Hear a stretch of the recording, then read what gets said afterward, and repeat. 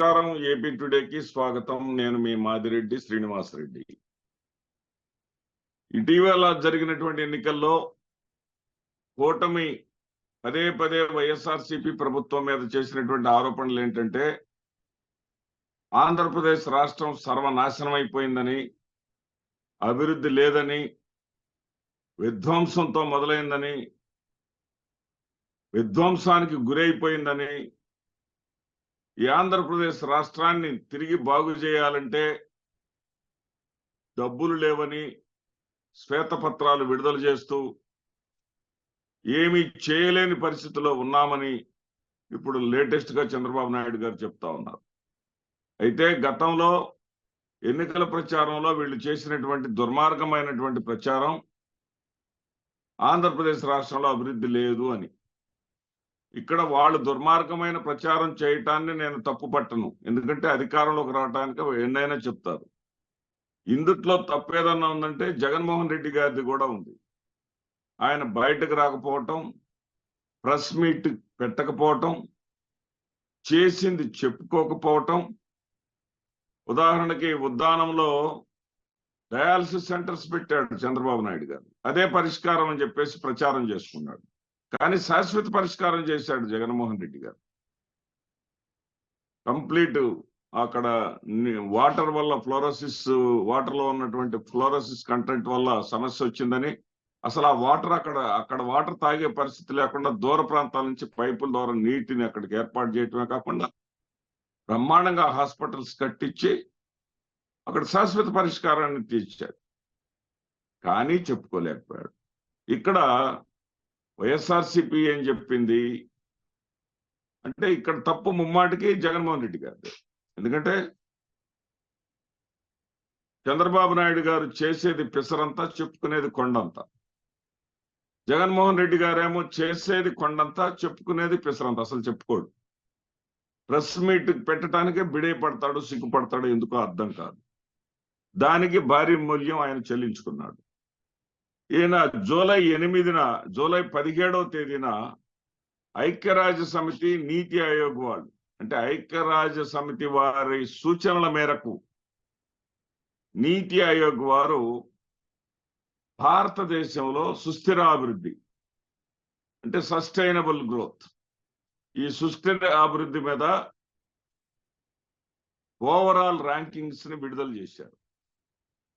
మరి వీళ్ళు చెప్పినటువంటి విధానంలో అయితే ఆంధ్రప్రదేశ్ రాష్ట్రం, ఈ దేశంలో 28 రాష్ట్రాలు ఉన్నాయి, 8 కేంద్రపాలిత ప్రాంతాలు ఉన్నాయి, మొత్తం 36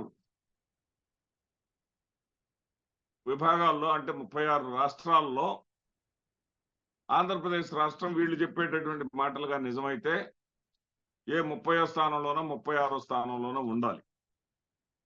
కానీ వాస్తవాలు అందుకు విరుద్ధంగా ఉన్నాయి. నీతి ఆయోగ్ జూలై 17న విడుదల చేసినటువంటి గణాంకాల ప్రకారం 17 విభాగాలలో 17 విభాగాలను ఏది సస్టైనబుల్ గ్రోత్ కు సంబంధించి విద్య, వైద్యం, పరిశ్రమలు, మరి ఆరోగ్యం అన్ని కూడా అంశాలుగా తీసుకొని చేస్తారు. దీన్ని ఒక్కొక్క అంశానికి 100 మార్కులు కేటాయిస్తారు. వీరు నీతి ఆయోగ్ వారు ఐక్యరాజ్య సమితి ఆదేశాల మేరకు ఇటీవల విడుదల చేశారు. ఆ విడుదల చేసినటువంటి ర్యాంకింగ్స్ లో ఓవరాల్ ర్యాంకింగ్ ఆంధ్రప్రదేశ్ రాష్ట్రం 6వ స్థానంలో ఉంది 74 పాయింట్లతో. కానీ భారతదేశం మొత్తం ఓవరాల్ గా చూసుకుంటే భారతదేశం కూడా ఈ యొక్క సస్టైనబుల్ గ్రోత్ లో 71వ స్థానంలో ఉంది, 71 పాయింట్లతో ఉంది. 71 పాయింట్లు భారతదేశానికి వస్తే అంతకన్నా 3 పాయింట్లు ఎక్కువగా ఆంధ్రప్రదేశ్ రాష్ట్రానికి వచ్చినాయి. ఇది వాస్తవం. ఇది వైఎస్ఆర్సీపీ వాళ్ళు లేకపోతే వాళ్ళు చెప్తా ఉంటారు, నిర్మలా సీతారామన్ కూడా జగన్మోహన్ రెడ్డి గారి కోసమే మాట్లాడిద్ది, 14 లక్షల కోట్ల అప్పులు ఉన్నాయని మేము చెబుతా ఉంటే మాటికి వచ్చేసి 4,42,000 కోట్లే అని అబద్ధం చెప్పింది అని చెప్పేసి వీళ్ళు బాధపడతా ఉంటారు. వీళ్ళెవరు చెప్పింది కాదు ఇది. ఐక్యరాజ్య సమితి సూచనల మేరకు నీతి ఆయోగ్ వారు, మరి నీతి ఆయోగ్ గురించి కూడా చంద్రబాబు నాయుడు గారు చాలా గొప్పగా చెప్తారు కదా, ఆ నీతి ఆయోగ్ వారు చెప్పినటువంటి ఇవి.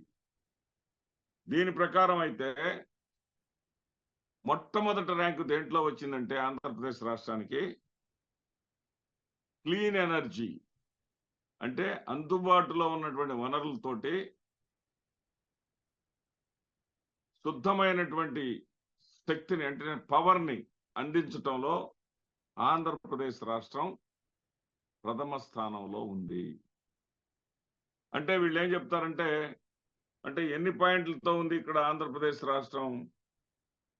ఫస్ట్ ర్యాంకులో ఉంది, 100కు 100 పాయింట్లు సాధించింది. వీళ్ళు ఏం చెబుతారంటే విద్యుత్ బిల్లులను 1కి 3 సార్లు పెంచాడు అంటారు. కానీ ఇతర రాష్ట్రాలతో పోలిస్తే ఆంధ్రప్రదేశ్ రాష్ట్రంలో విద్యుత్ రేట్లు నేటికి కూడా తక్కువ అన్నది ఈ సర్వేలో తేలింది. ఇది వాస్తవాలు ఇలా ఉంటే వాళ్ళు అభివృద్ధి లేదు, ధ్వంసం అయిపోయింది, మళ్ళీ ఆ రాష్ట్రాన్ని గాడిలో పెట్టడానికి 10 ఏళ్ళు పడుతుంది, 20 ఏళ్ళు పడుతుంది అనేటటువంటి అసత్యాలను, ఎందుకంటే అసత్యాల మీదే చంద్రబాబు నాయుడు గారు 4 పర్యాయాలు ముఖ్యమంత్రి అయ్యారు. సరే, అందరికీ తెలిసినటువంటి విషయమే, అది ప్రజల సంబంధించినటువంటి విషయం. ఆయన ముఖ్యమంత్రిగా దించేస్తారు, మళ్ళీ ఎక్కిస్తారు, అది ప్రజలకి ఆయనకు సంబంధించినటువంటి అంశం. ఆయన ప్రజలను బుట్టలో వేసుకోవటంలో ఎక్స్పర్ట్ అనేటటువంటి విషయాన్ని కాసేపు పక్కన పెడితే, నదీ జలాల సంరక్షణ, ఆయన ఏదో నదుల అనుసంధానం చేశానని పెద్ద గొప్పగా చెప్పుకున్నారు కదా. ఆయన ఏ రోజున కూడా ర్యాంకింగ్ లో ఈ నదీ జలాల సంరక్షణలో మొదటి 20 స్థానాల్లో కూడా లేడు ఆయన హయాంలో. ఈ నదీ జలాల పరిరక్షణ కానివ్వండి, సంరక్షణ కానివ్వండి, మత్స్య శాఖ అభివృద్ధి విషయంలో కానివ్వండి, 95 పాయింట్లతో 2వ స్థానంలో ఉంది దేశంలో. ఇక అన్నిటికన్నా ముఖ్యమైనది, ఎందుకంటే అభివృద్ధి లేకపోతే, అభివృద్ధి అంటే ఏంటి? పేదరికం స్థాయి తగ్గిపోవటం, పేదల యొక్క ఆర్థిక స్థితిగతులు మెరుగుపడి పేదలు మధ్యతరగతి వారు గాను, మధ్యతరగతి వారు ధనికులు గాను మారటాన్ని అభివృద్ధి అంటారు. ఆ పరంగా చూసుకుంటే పేదరిక నిర్మూలనలో 87 పాయింట్లతో 3వ ర్యాంకు సాధించింది. చంద్రబాబు నాయుడు గారు ముఖ్యమంత్రిగా ఉన్నప్పుడు ఆంధ్రప్రదేశ్ రాష్ట్రంలో 11.78% పేదలుంటే ఈ రోజున 4.12% మంది మాత్రమే పేదలు ఉన్నారు.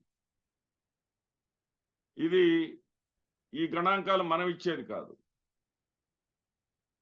యుఎన్ఓ ఆదేశాల మేరకు నీతి ఆయోగ్ వారు ఇచ్చింది. ఇక వీళ్ళు ఘనంగా 183 అన్నా క్యాంటీన్లు తెరుస్తున్నాం అని చెప్పేసి చెప్పుకుంటా ఉన్నారు. 183 అన్నా క్యాంటీన్ల ద్వారా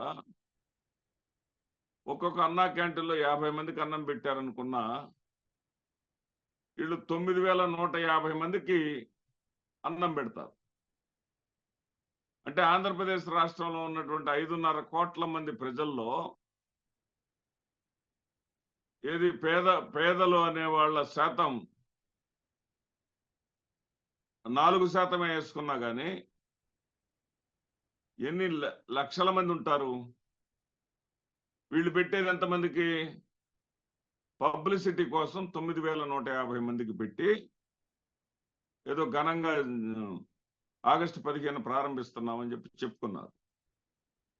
కానీ జీరో హంగర్ అంటే ఆంధ్రప్రదేశ్ రాష్ట్రంలో ఆకలి బాధలు లేకుండా చేయటంలో ఆంధ్రప్రదేశ్ రాష్ట్రం 81 పాయింట్లతో దేశంలోనే 3వ స్థానంలో ఉంది. అంటే ఓవరాల్ గా అభివృద్ధి చేసినటువంటి జగన్మోహన్ రెడ్డి గారేమో అభివృద్ధి నిరోధకుడు. పబ్లిసిటీ కోసం ఒక 9,000 మందికి అన్నం పెడితే చంద్రబాబు నాయుడు గారేమో అభివృద్ధి చోదకుడు. ఇదండి. ఇక అభివృద్ధి ఉంటేనే ఇది సాధ్యం కదా. 0% హంగర్ అనేది అభివృద్ధి ఉంటేనే సాధ్యమా కాదా? అదేవిధంగా బాధ్యతాయుతమైనటువంటి వినియోగము, ఉత్పత్తి, రెస్పాన్సిబుల్ కన్సంప్షన్ అండ్ ప్రొడక్షన్, ఈ విషయంలో 93 పాయింట్లతోటి ఆంధ్రప్రదేశ్ రాష్ట్రం భారతదేశంలోనే 4వ స్థానంలో ఉంది. 4వ స్థానంలో ఉందండి ఆంధ్రప్రదేశ్ రాష్ట్రం. అంటే మనకి సాధ్యమైనటువంటి రంగాల్లో మనం చేసేటటువంటి ఉత్పత్తి కానివ్వండి, మనం చేసేటటువంటి వినిమయం కానివ్వండి, వీటిల్లో ఇతరుల మీద ఆధారపడకుండా 36 రాష్ట్రాల్లో 4వ స్థానంలో ఆంధ్రప్రదేశ్ రాష్ట్రం ఉంది. అట్లాగే సస్టైనబుల్ సిటీస్ అండ్ కమ్యూనిటీస్, ఈ విషయంలో కూడా ఇక్కడ సస్టైనబుల్ సిటీస్ అండ్ కమ్యూనిటీస్ అంటే దీంట్లో రోడ్లు కూడా వస్తాయి. రోడ్లు అధ్వాన్నంగా ఉన్నాయని చెప్పారు. అధ్వాన్నంగా ఉన్నది రోడ్లు కొంత మేరకు నిజమైనప్పటికీ వీళ్ళు ప్రచారం చేసినటువంటి అంత ఘోరంగా ఈ రాష్ట్రంలో లేవు అనటానికి ఈ గణాంకం చెప్తా ఉంది. 85 పాయింట్లతో దేశంలోనే 6వ ర్యాంకులో ఉంది ఆంధ్రప్రదేశ్. అదేవిధంగా good health and well being, నిజంగా ఆరోగ్యపరంగా విప్లవాత్మకమైనటువంటి మార్పులు చేశాడు జగన్మోహన్ రెడ్డి గారు. చంద్రబాబు నాయుడు గారు ఆ రోజున విజయనగరంలో ఒక హాస్పిటల్ నిర్మిద్దామని అడిగితేనే విడిపోయిన రాష్ట్రంలో డబ్బులు లేవు, ఇప్పుడు ఆసుపత్రి సంగతి అడగండి అన్నటువంటి పరిస్థితి నుంచి 17 మెడికల్ కాలేజీలను నిర్మించి వాటిలో 5టిని ప్రారంభించారు. మరొక 5టిని ఈ ఏడాది ప్రారంభించాల్సి ఉండగా జగన్మోహన్ రెడ్డి గారికి వీటి వల్ల ఎక్కడ కీర్తి వస్తుందోనని చెప్పేసి వాటిని మేము ప్రారంభించలేము అని కేంద్రానికి వీళ్ళు ఇన్ఫర్మేషన్ ఇచ్చారు. అయితే కేంద్రం అక్కడితో ఆగల, అవి అన్ని సిద్ధంగా ఉన్నాయి, నాబార్డు నిధులు కూడా సిద్ధంగా ఉన్నాయి, మీరు జస్ట్ ఓపెన్ చేయటమే, మీరు తప్పించుకోవటానికి వీలు లేదు అని చెప్పిన తర్వాత ఇప్పుడు 5 కళాశాలను ఓపెన్ చేయడానికి వీళ్ళు సిద్ధమయ్యారు. అదేవిధంగా క్లీన్ వాటర్ అండ్ శానిటేషన్, దీంట్లో కూడా 6వ స్థానంలో ఉందండి 91 పాయింట్లతో. ఇది 2023-24 మార్చి వరకు.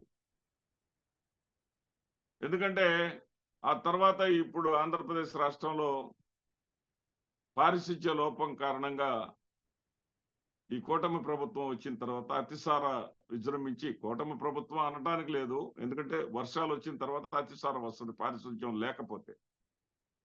ఆ పారిశుధ్యం మీద దృష్టి పెట్టే పరిస్థితి లేక వీళ్ళు సెలబ్రేషన్స్, అత్యాచారాలు, విధ్వంసాలు వీటి మీద దృష్టి పెట్టారు. కాబట్టి మరి అతిసార ప్రబలి కొంతమంది చిన్నారులు చనిపోవడం కూడా మనం చూసాం.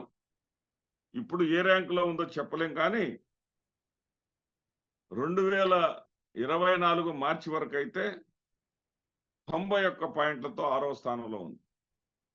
ఇక పర్యావరణ పరిరక్షణ, చంద్రబాబు నాయుడు గారు నివాసం ఉండేటటువంటి అక్రమ నివాసం ప్రక్కనే ఇసుక దోపిడీ చేసి 100 కోట్ల పెనాల్టీ వేస్తే దానిని వార్తగా కూడా చూపనటువంటి వీళ్ళు ఋషికొండ బోడిగుండ అయింది, ఇసుకను దోచుకున్నారు, మట్టిని దోచుకున్నారు వైసీపీ వాళ్ళని చెప్తా ఉన్నారు కదా. పర్యావరణం అనేది ఆంధ్రప్రదేశ్ రాష్ట్రం ఈ పర్యావరణ పరిరక్షణలో 72 పాయింట్లతో 7వ స్థానంలో ఉందండి ఆంధ్రప్రదేశ్. ఆంధ్రప్రదేశ్ రాష్ట్రం 7వ స్థానంలో ఉంది. అంటే వీళ్ళు పర్యావరణం గురించి వీళ్ళు చెప్పిందంతా విధ్వంసము, ఇవన్నీ కూడా కట్టుకథలు, అబద్ధాలు అని ఈ గణాంకాలు తెలియజేస్తా ఉన్నాయి. ఇక ఆర్థిక అసమానతలు తొలగించటంలో ఆంధ్రప్రదేశ్ రాష్ట్రం ఈ 32 స్థానాల్లో 9వ స్థానంలో నిలిచింది. ఎకనామిక్ గ్రోత్, ఆర్థికాభివృద్ధిలో 10వ స్థానంలో నిలిచింది. పారిశ్రామిక అభివృద్ధిలో మాత్రం మొదటి 10 స్థానాల్లో ఉండలేకపోయింది. కానీ ఎక్కడో 36వ స్థానంలోనో, 35వ స్థానంలోనో, లేదా 20వ స్థానంలోనో లేదు. 13వ స్థానంలో పారిశ్రామిక రంగంలో కూడా ఉంది. వాస్తవాలు ఎలా ఉంటే మరి కూటమి ప్రభుత్వంలోని ప్రతి ఒక్కరూ, భారతీయ జనతా పార్టీ మొదలుకొని జనసేన నుంచి తెలుగుదేశం పార్టీ వరకు అందరూ కూడా ఒక్క ఉద్యోగం ఇయ్యలేదంటారు. జగన్మోహన్ రెడ్డి గారు ఇచ్చినటువంటి 1,34,000 మంది శాశ్వత సచివాలయ ఉద్యోగుల ద్వారా పెన్షన్లు పంచుతారు, కార్యకలాపాలు జరిపిస్తారు. ఇక్కడ వచ్చినటువంటి చిక్కల్లా ఏంటంటే జగన్మోహన్ రెడ్డి గారు చేసిన పనిని చెప్పుకోలేకపోవటం. చంద్రబాబు నాయుడు చెయ్యలేని దానిని నేను కాదు కారణం, చేయలేకపోవటానికి ఇదిగో జగన్మోహన్ రెడ్డి గారి కారణం అనేది అసత్య పత్రాలను శ్వేతపత్రాలుగా విడుదల చేయటం, ఆ శ్వేతపత్రాలకు సమాధానం చెప్పవలసి వస్తుందని చెప్పేసి ఢిల్లీ టూర్ పెట్టుకున్నారని చెప్పేసి వ్యాఖ్యలు చేయటం, ఇవన్నీ రాజకీయపరమైనటువంటి అంశాలు. కానీ ఆంధ్రప్రదేశ్ రాష్ట్ర ప్రజలని వేడుకుంటున్నటువంటి అంశం ఏంటంటే నిజమైనటువంటి అభివృద్ధి ఏంటి? నిజమైనటువంటి అభివృద్ధిని చేసి చూపించాడు జగన్మోహన్ రెడ్డి గారు. జగన్మోహన్ రెడ్డి గారు కానీ మరొక పర్యాయం ఆంధ్రప్రదేశ్ రాష్ట్రానికి ముఖ్యమంత్రి గాని కొనసాగి ఉన్నట్టే ఈ అభివృద్ధి ఇంకా ముందుకు వెళ్ళి ఉండేది. దురదృష్టవశాత్తు అది జరగలేదు. అది జరగకపోవడానికి కారణం ఏంటంటే నిజాలని అంబేద్కర్ చెప్పినట్లుగా నిజాలు కూడా ప్రచారం చేసుకోవాలి. నిజాలను కూడా ప్రచారం చేసుకోకపోతే అబద్ధాలే రాజ్యమేలే ప్రమాదం ఉందని అంబేద్కర్ గారు చెప్పారు. అదేవిధంగా అబద్ధాలు రాజ్యమేలబట్టి నిజం సమాధి చేయబడి జగన్మోహన్ రెడ్డి గారు ఓడిపోయారు. మరి అబద్ధాలు చెప్తూ మేము ఇవ్వలేము, చెయ్యలేమనే మాటని వాళ్ళ అసమర్థతను కప్పిపుచ్చుకోవటానికి శ్వేతపత్రాల పేరుతోటి అసత్య పత్రాలను మీద ఆధారపడి ప్రభుత్వం ముందుకు వెళ్తా ఉంది. ఈ ఆంధ్రప్రదేశ్ రాష్ట్ర ప్రజలను ఎవరు కాపాడాలో మరి ఆ భగవంతుడే చెప్పాలి. నమస్తే.